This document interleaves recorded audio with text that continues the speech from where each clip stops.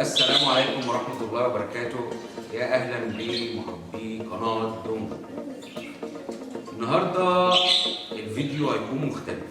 أنا عارف إن أنا اتأخرت عليكم كتير، ولكن نظرا لظروف معينة، يعني هو خبر حلو، المشاهدين مش وحش.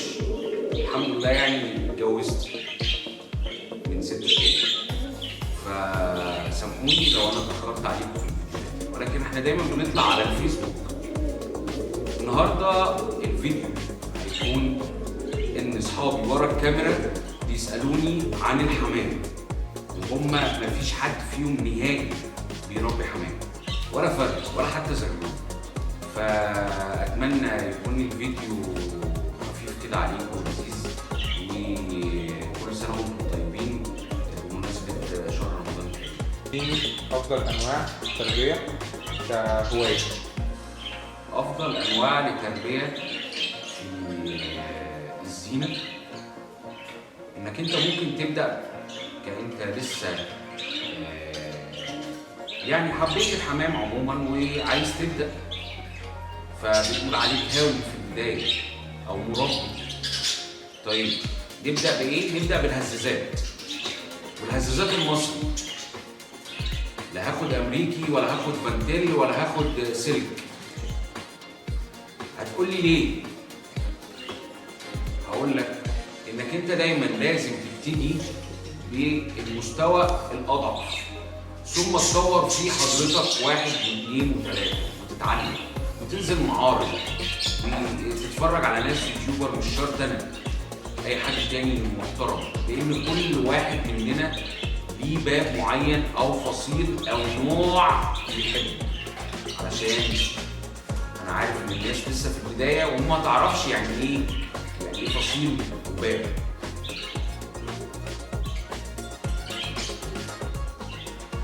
سؤال تاني،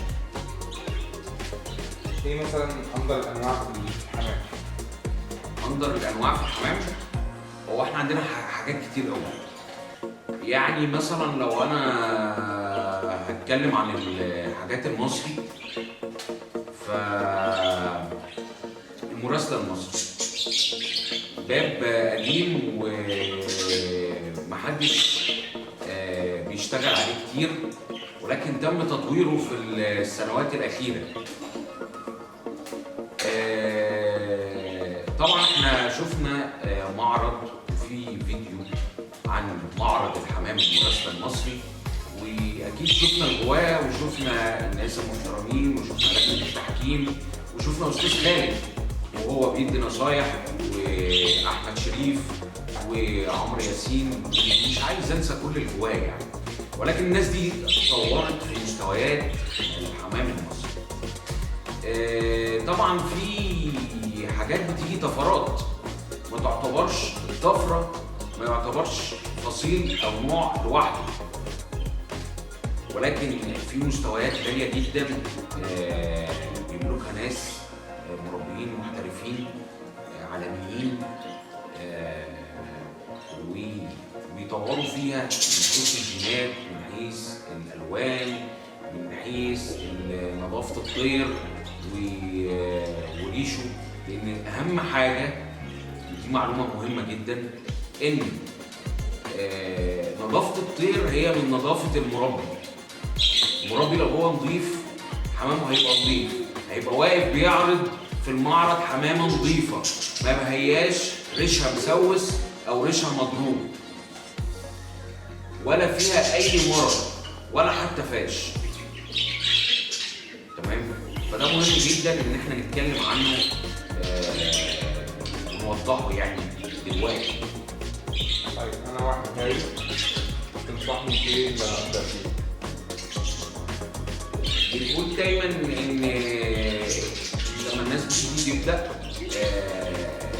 شوف اللي قلبك يحبه ايه، يعني شوف الطير ده هل انت بتحب النوع ده؟ النوع ده اسمه احمر غراب. تمام؟ ففي ناس بتحب الحمام المصري الجزار النش، وفي اللي شارك في معارض. تمام؟ نقول للناس ابدا الاول بحمام بلدي، هتقول لي لا يا عم بلدي وتبيع ومش عارف ايه. طب اللي انت ما تعرفوش يا سيدي ان البلدي من الحمام اللي عنده مناعه قويه جدا جدا جدا وحنين جدا. لو حضرتك اهتميت بيه واهتميت بالتحديد وبالكالسيوم وبالمخصبات وان تحافظ عليهم وما يقعوش منك، ما يقعوش يعني ما يموتوش، صدقني انت هتوصل لمراحل يعني سلمه سلمه، هتلاقي نفسك انتقلت. طيب بعد ما خلصت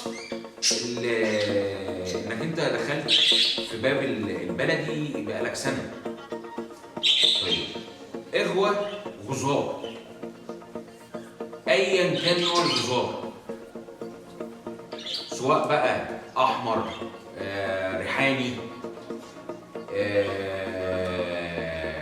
قطقطه بجميع اتوابها، قشر سمك، قشر صابوني، وهكذا يعني، اسود ومحليات يعني تقدر تبتدي بيهم. وبعد كده لما تبدا تطور في الباب بتاعك اللي هتمسكه، ويفضل انك ما تمسكش اكتر من بابين، اكتر من نوعين. ليه؟ لانك انت هتنشغل في حاجات تانية اخرى. ما بنقولش انك انت بتربي في ثلاجه او في لوكس او على السطح او حتى اللهم في بلكونه، اغوي اللي انت عايزه، انا معاك، بس ما تدخلش نفسك وتشعب نفسك في حاجات كتير قوي. بس يعني كل جاوي بيجيب له حاجه زينه لنفسه، قص كده واقف في الثلاجه يمتع عينه بيه مش اكتر.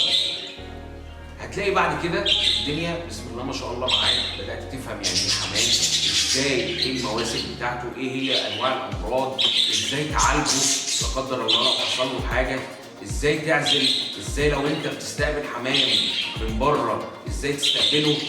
كل ده هتبدا تتعلمه واحده واحده وتطور فيه.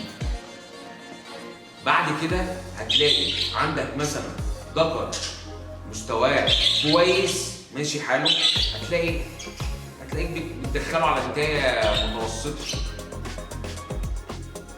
هتلاقيك بتجرب في الالوان وبتنتج اتواب معينه، وهكذا الامر الى ان تصل الى الزينه. طبعا الزينه انا بعتبر كمان يعني وده مستوى من مستويات الاحتراف، يعني لما توصل للاحتراف اكيد هتبقى زينه. فأتمنى إن أنا أشوف يعني هواة ومقاولين في مصر بيطوروا في الهواية وبينشروها.